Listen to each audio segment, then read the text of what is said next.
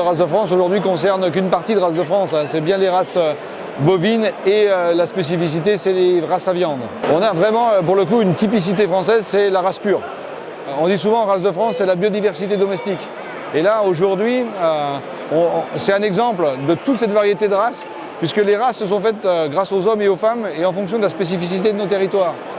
L'altitude, la plante, la plaine, l'herbage, le sous-sol, les qualités intrinsèques de l'herbe ont fait que les races sont plus ou moins développées. Et on a réussi à conserver ça. Nous sommes le seul pays au monde à avoir conservé ça. Cet arlequin. De 1900 sur Internet, on fait 3000, on fait 3000. La naissance de cette vente, elle est assez simple. C'est un constat du manque de visibilité de nos éleveurs dans un collectif.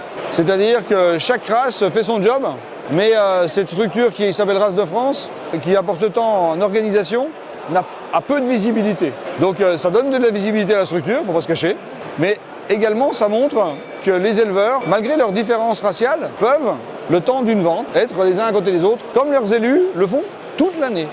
Ça met un point de lumière sur les races françaises, en même temps, au même moment, dans le même endroit, pour montrer la diversité et dans cette diversité, une unité autour de Race de France. Et le chrono est parti.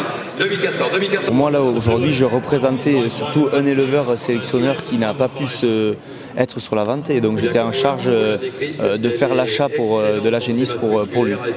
Alors lui il cherchait une génisse avec un profil plutôt mixte viande, donc c'était le profil de cette génisse et avec aussi un pédigré qu'il n'avait pas chez lui, des origines différentes de ce qu'il avait pour le moment. Donc il était très intéressé par cet animal qui avait déjà fait ses preuves sur d'autres concours. L'éleveur qui vend mieux qu'à la maison, ça c'est sûr, et l'éleveur qui achète a la chance d'avoir des animaux de très haute qualité qu'on ne trouve pas d'habitude dans l'année, quoi. Voilà, c'est vraiment des génisses très très haut de gamme. En Basadais, on est une toute petite race. On a peu de ventes comme ça, quoi. Les bonnes génisses restent dans les élevages en général, elles ne sont pas vendues, quoi. On est tous solidaires et donc c'est aussi une belle image pour l'élevage français de montrer qu'on peut être tous ensemble sur un événement comme ça, et sur un salon comme le Sauvé de l'élevage qui est très très important pour la filière allaitante française.